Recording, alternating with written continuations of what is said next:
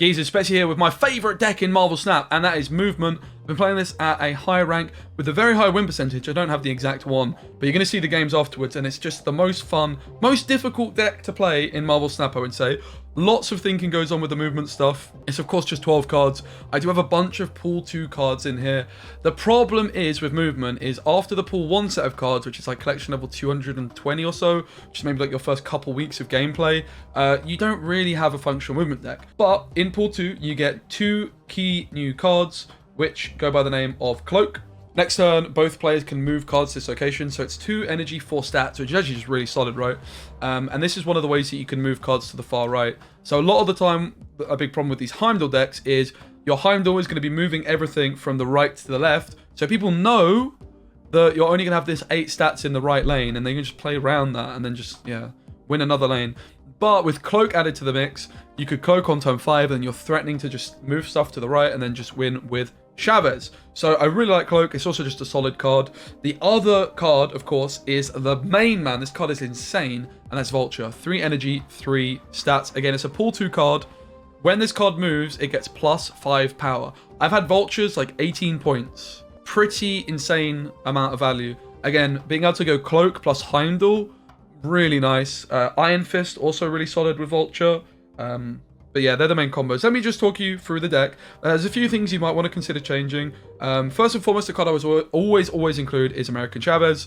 She's in pool 1, she's 6 energy, 10 stats. It thins your deck for the first 5 turns because you can't draw it until turn 6, which improves your odds of drawing your combo pieces like Multiple Man and the cards which support Multiple Man, which we'll talk about soon. And it also just gives you a fantastic alternative to Heimdall. A lot of the time with Heimdall, it's actually going to be detrimental and not what you need, and sometimes you just need a point slam card because Heimdall, the way the rows move, it can actually let you down quite significantly, right? Like you might just be losing the left lane by a mile, and Heimdall's going to move all your cards into the left lane, which you're already losing, and that's where this card comes in. You can just slam her for points, and you know if you're winning or losing a lot of the time. Heimdall, as mentioned, playing 2 6 drops is fine as long as one of them is Chavez, because she just gives you that extra option. She's not going to be in your hand until turn 6. All right, let's now talk about the most important combo pieces. I've talked about Vulture, which is a big point slam.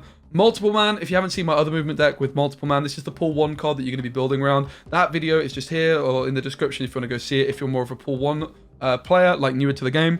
Multiple Man is amazing if you can buff it up, and there is a couple of key ways we can buff it up. The first way is with Forge. Forge is a 2 energy, 1 stat card, which is going to, on reveal, give the next card you play plus 2 power. So we play our Forge, and then we buff up Multiple Man, who's then going to be worth 5 stats. When we move Multiple Man, each copy is then going to be worth 5 points. So we also want to buff this up more ways though than just that, and that's where Hulkbuster comes in. 3 energy, 4 stats. Hulkbuster is going to merge with Multiple Man if Multiple Man is the only card. So you want to play Multiple Man to the far right and keep the row free. Hulkbuster in, and then Hulkbuster is going to turn your Multiple Man to 7 stats or 9 stats if you already played Forge in it. There's also some synergy with Hulkbuster and Iron Fist. Because Iron Fist and Forge are both the next card you play, you can't Forge and Iron Fist the same Multiple Man. The workaround is you play Forge first, then you play Multiple Man, then you play Iron Fist before you Hulkbuster, because when Hulkbuster joins Multiple Man, the Hulkbuster gets dragged across, and it counts as a move for your Multiple Man with those extra stats. So that's a really nice little combo to look out for. The other key movement card, which you're always going to want to play, is the man Doctor Strange. Doctor Strange, really nice card as just like a point slam play, looking to be moving Multiple Man, looking to be moving Vulture, but also there's some times that you can just move something like an Angela as just a little bit of bamboozle. You're always going to want to play this guy. Iron Fist I've touched on as well, nice way of getting cards into the left lane. You can also get extra points on cards from Angela. Let's say you've got Angela in a row, and then you Iron Fist, and then you play your next card into the same row as Angela. It's going to buff your Angela and then move to the left. Angela also gets buffed if you move her with Doctor Strange, and she also gets buffed by Heimdall. If you, let's say Angela's in the far right row and I use Heimdall in the middle, Angela's actually going to buff, and Angela's also going to be buffed, I believe, if you play Heimdall in the row that she started at as well. Apologies for the overlays being a bit scuffed, like I'm doing my best on a mobile game. The other cards I'm playing Scarlet Witch. I would recommend Scarlet Witch. I also tried Storm, which is a pool 2 card if you guys are interested. Scarlet Witch is just a really nice way of getting rid of some of the pesky locations. In particular, is it called Mindscape? The one that swaps your hands. That is such a pain for this deck when you're giving your opponent a Heimdall.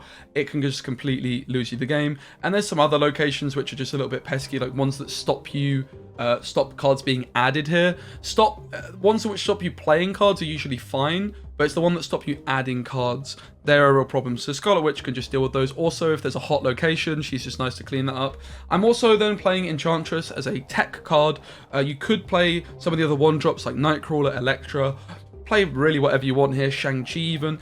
Enchantress just seems like the best tech card option to me, and the problem with Nightcrawler in this deck is even though it's a movement card and it's a movement deck, Nightcrawler is my favourite card in the game. It's insane. It's the only card that I've got to the second stage of the upgrades. As you can see here, it's got like the little thing flying around it. But for this deck, it just doesn't really seem like the best of fits, because you can move it to the right lane, but then your Heimdall's going to move it anyway, so it just feels like it takes up board space and it's actually a waste. Also, it's Angela synergy, but you just really want to be playing it in turn 1 a lot of the time if you have it. So I've decided to remove it for Enchantress, which is a slightly more impactful card, which is going to win you games against these people playing Dinos, which there's quite a few of. So Enchantress is the card I've gone for at the moment, but it's the main card that I'm probably playing around with. Yeah, that's the deck. Hope you guys do enjoy it. It is a hard one to play, but try and look out for the way I'm playing it in the game. Usually stacking the far right row with movement cards like Multiple Man and Vulture, and trying to stack the left row with these weaker cards like Iron Fist, Scarlet Witch, Forge, because otherwise they can really get in the way with your movement. Don't panic if you're struggling piloting it. It is going to take you a long time to get used to. It is the highest skill ceiling deck I've played in Marvel Snap so far, and that is one of the reasons it is my favorite. Hope you guys enjoyed the video. If you like this longer deck guide, let me know. I can do more for future decks, and make sure you subscribe to the channel and check me out on Twitch, twitch.tv/Specimen.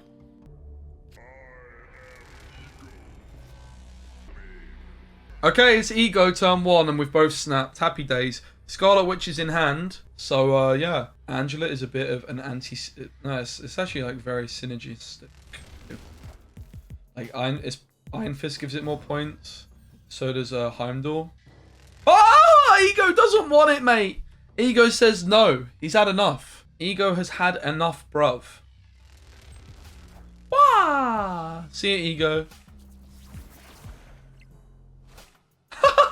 Ego really didn't want it. Ego really didn't want to be part of this game, mate. Double Scarlet Witch on Ego. Never seen that one before. You want to play cards in the Angela row? Yeah, but you can play cards in the Angela row and still move them, right?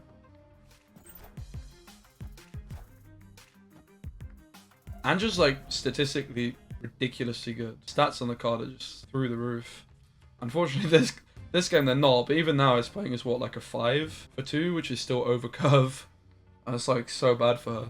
Like Angela's just absolutely insane, like massively overstated. But yeah, I mean, since I took Nightcrawler, it's not as good. But again, you get extra points on it with Iron Fist. You actually get extra points on it with Hulkbuster, but that's not really very relevant. And then you can also like move cards out of its row and then put more cards in it, right? But we don't actually play that many units, so Angela's just solid, man. It's a solid card. It's definitely not like a must-have. It's just more like a value card we're just playing because it's good, you know. I'm assuming Hulkbuster buffs her. I don't actually know that for sure. Hey, this is one of the weakest boards I've ever seen, ever. Oh, cards are so bad too, man. Wait, it did buff it. Okay, I was going to say, it's kind of weird if it didn't. Okay, we can cloak. Do we want to do that? Kind of, not really, maybe, possibly. I don't think so. You know. So interesting, we can cloak the Angela and then move it with Doctor Strange. Yo, Roughbringer, yeah, good man. So there's more stats on Angela if we didn't move it. I don't know, this is just kind of funny, right? Wait, that still buffed it? Huh? Okay, that's actually nuts. What if we just secretly Enchantress the Iron Man? Man, this game is weird. They have 6 stats there right now. They have 6 stats there, guys. They're going to have 16. Okay, we do need the Angela. I take it back. I think this is winning. Bear in mind, Baxter building. Yeah, I did the maths. We win this game. I did the maths, guys. I did the maths. This is literally exactly what I mathed up. It's so awkward if I didn't do the maths. Oh! Okay, guys. Do you see why I'm playing Angela now? Card is omega broken. Holy moly, guys. 13 for 2. Did we buff her? No, we did Hulkbuster her. We did Hulkbuster her, so she's actually a 9 for 2. Which is still omega busted. Raptors. Raptor.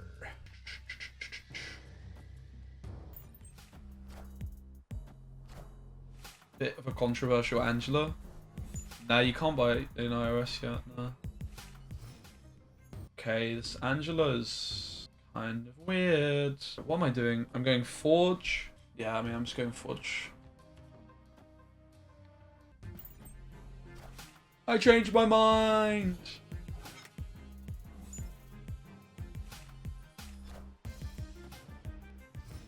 The problem is, we are taking a 50-50 with the Iron Fist. Because I can't Iron Fist left, because there's no space for it to move. If the 50-50 doesn't come off, we just forfeit, guys. It's fine. But yeah, Angela's like playing as a 3 for 2 here. Which is same as armor. So like, yeah, okay, it's not great, but whatever, man. They're also having a really poopy time, if in case you didn't notice. Do we actually cloak, or do we just not even bother playing it, fam?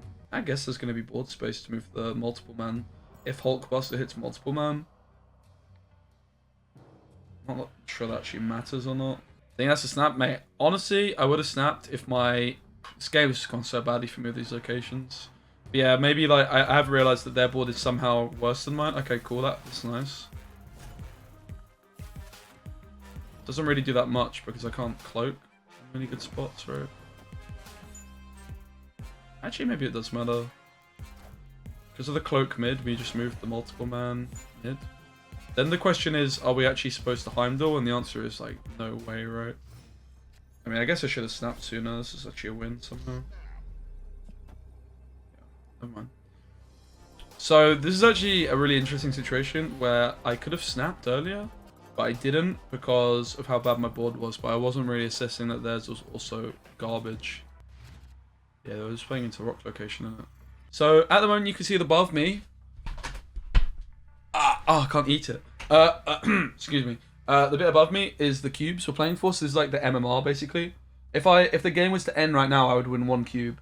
If I'm snapping, I get 1 snap per game. So there can be 2 snaps per game, like you and your opponent. If I snap, I double the stakes. So it's basically like raising in poker, right? Oh, Space Throne is super sketchy for us. This is where Scarlet Witch comes in.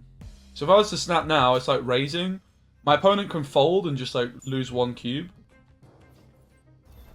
Honestly, kind of backing myself. I find Scarlet Witch especially, we're just like kind of winning here. So you see I've snapped, now it says next turn 2. Right now we're playing for 1 cube. My opponent has not folded. So now we're playing for 2 cubes. They can also snap and it's like another raise. Like again, I could run away and just like lose less.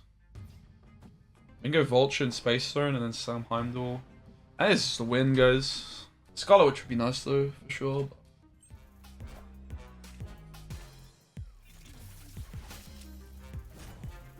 Pretty sexy looking board, to be honest. Sunspot's popping off though. Doctor Strange. I mean, isn't Doctor Strange left kind of nice? We move multiple. We get stats in the left lane. Alternatively, I could Vulture. What's more stats? Vulture puts 8 stats left. Doctor Strange is just more stats, right? So Doctor Strange is going to pick up the multiple man, move it to the right, move it to the left, then it's going to move back anyway. Whereas if I put Vulture mid, it also just locked me out of going like Chavez mid, right? Because like here, if I'm saying they're going to Sam, like if I'm not interested in Space Throne, I could also just like Sam Chavez, right? And it gives me like a couple of extra stats to the right. So Heimdall puts me at 17. So I need to not spend 2 mana, which I think is like unreasonable. They're going to go like Moongirl Sentinel, right? So I think this always wins right. I'm already winning left. True. Am I? Yes. Yeah, I think this is fine, honestly. It puts stats in the middle row and the right row. It puts 9 stats mid and 8 stats right. This is pretty solid. Doubling the stakes. Pretty sure move and ignore space for an effect. I don't think it does. Yeah, if you've ever played backgammon, it's the same concept. It's like a raise in poker. You get 1 snap per game, which is basically like a raise.